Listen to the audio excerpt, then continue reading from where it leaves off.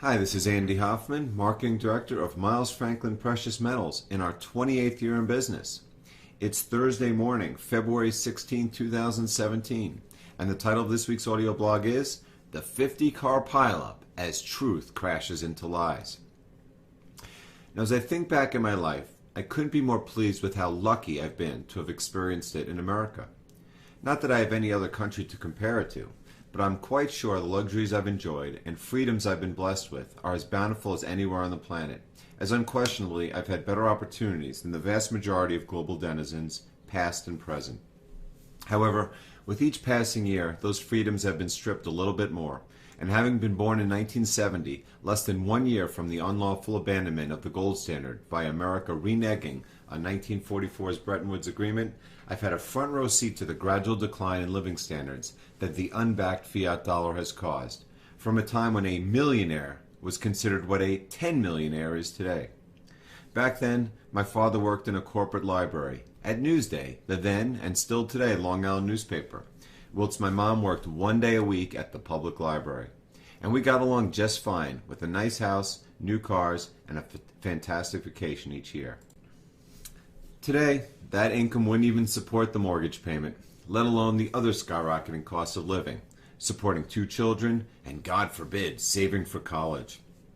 Actually, my college was paid for by an amazing stroke of luck, as my grandfather, who was a pharmacist, gave me a college fund gift of $1,000 when I was born,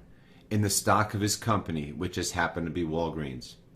True, some of those gains were lost in the 1987 crash, when my parents panicked and sold it 1 year before I started college. But most of it was preserved, and back then college, in my case, at the State University of New York in Albany, only cost $7,000 a year. Unfortunately, my grandfather was no longer at Walgreens when my brother was born in 1974, so his $1,000 didn't take him quite as far.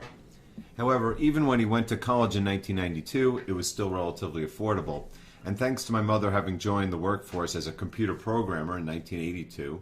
the product of the aforementioned rise in the cost of living, my parents were able to put him through college too, also at SUNY Albany, without either they or him going into debt.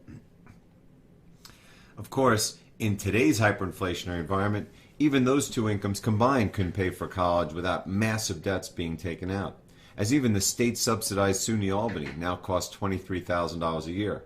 compared to prices more than twice that at so-called better schools elsewhere. And I assure you, if the college institution were to survive another decade, a combination of Fed money printing and government-partnered crony capitalism would likely double that figure again.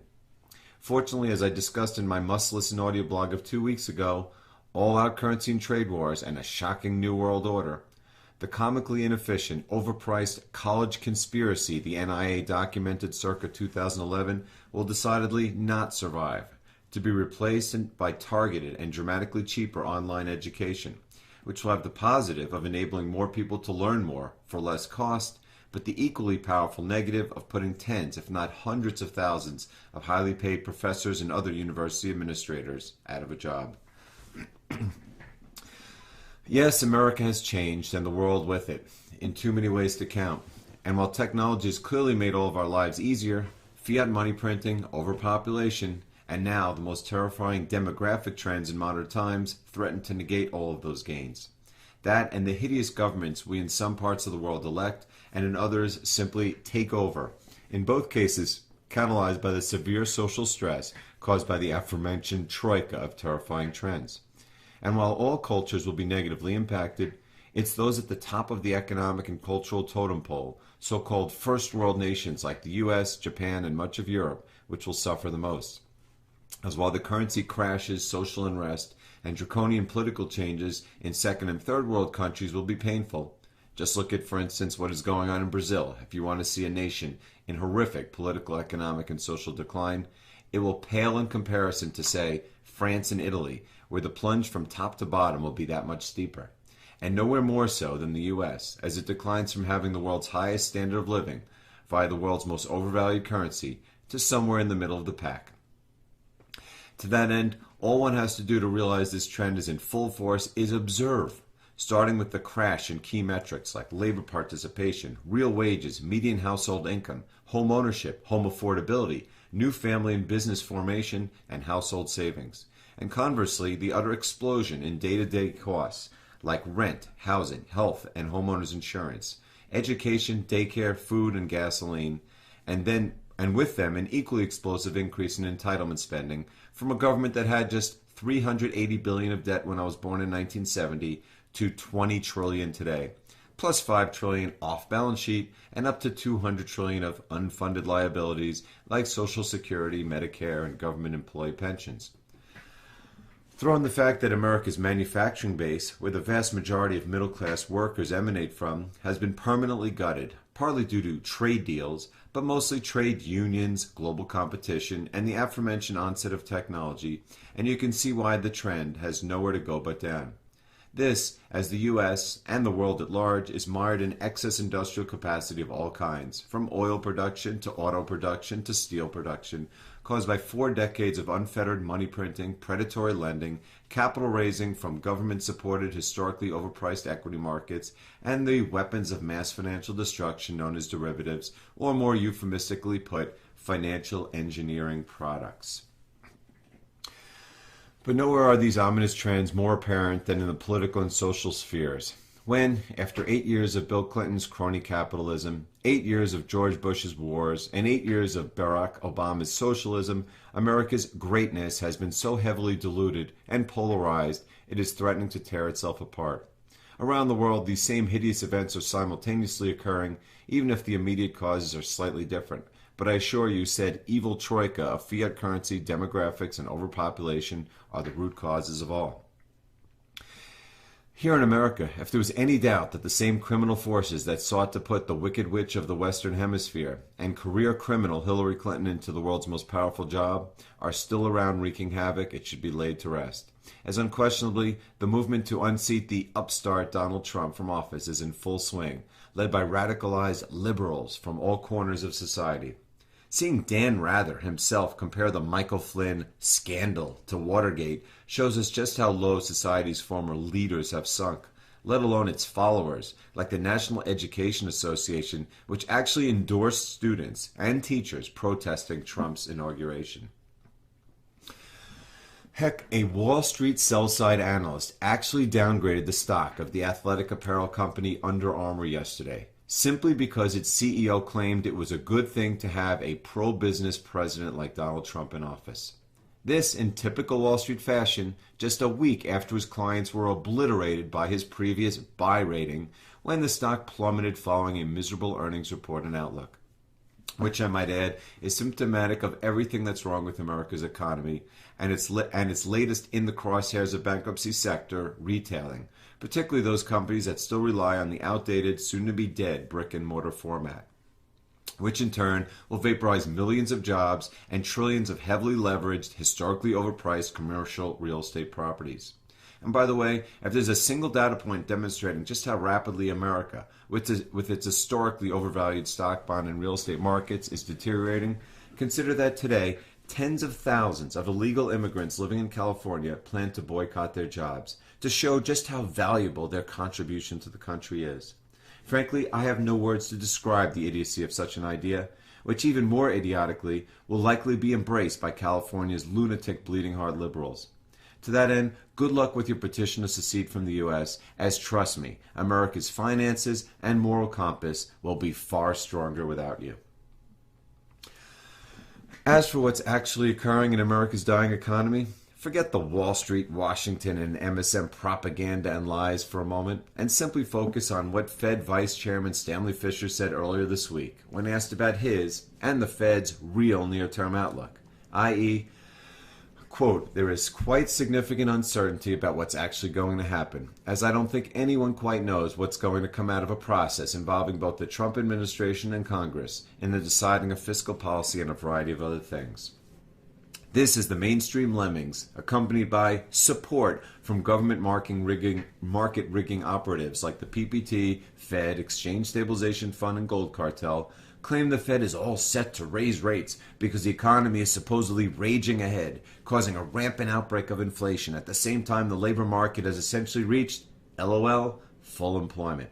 Yes, full employment, with the lowest labor participation rate in 4 decades, the same median household income as 2 decades ago, real wages that just downgraded from mere stagnation to contraction, the highest ever level of dual job holders, and of course the vast majority of new jobs being in the minimum wage, non-benefits paying, part-time variety, principally in the over 55 age group of people who can no longer afford to retire, who are instead cannibalizing the low-paying jobs previously taken by the young, who in turn are relying more and more on said entitlements.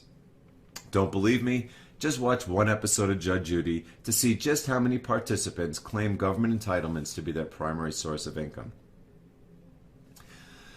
As for inflation, yes, it has continued to rise, boiling Americans like frogs in a pot for decades. However, as Craig Hemke wrote yesterday, did it really suddenly surge last month, coincidentally, just as Trump was inaugurated? I have my doubts. As well, yes, the fraudulent oil PPT-supported OPEC production cut deal, which I have zero doubt will collapse as evidenced by this week's surge of U.S. crude oil and gasoline inventories to all-time highs, has caused energy prices to rise. And yes, the 2017 Obamacare rollover has caused health insurance to skyrocket. But I'm not sure the so-called core rate suddenly surged as well, amidst a collapsing economy in which the 2017 holiday spending season was an unmitigated disaster, as weak as during the height of the 2008 financial crisis.